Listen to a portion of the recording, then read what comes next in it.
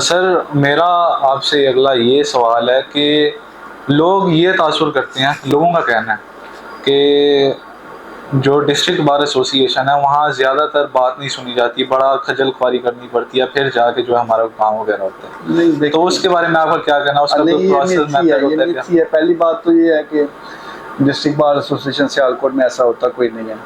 District bar association Sialkot के जितने भी ऑफिस बेरर हैं वो अपने वकला भाइयों के साथ राब्ते में हैं।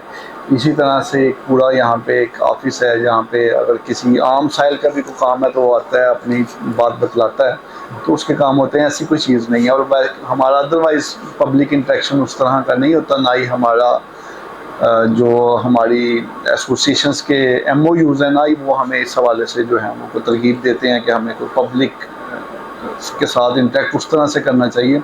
हमारी बुनियादी जिम्मेदारियों में ये है कि हमने कोऑर्डिनेशन को बेहतर से बेहतर करना है, जिस हवाले से वकला की जो पेशा वाराना ज़िंदगी है उसमें आसानियाँ हों, और उसके साथ साथ कचहरी प्रेमिसेस में आने वाले साइलिन को हसूल इंसाफ के हवाले से ज़्यादा जो है वो फैसिलिटेट किया जा सके, इन ट्रू सेंस कि इंसाफ जो है वो होता नज़र आए।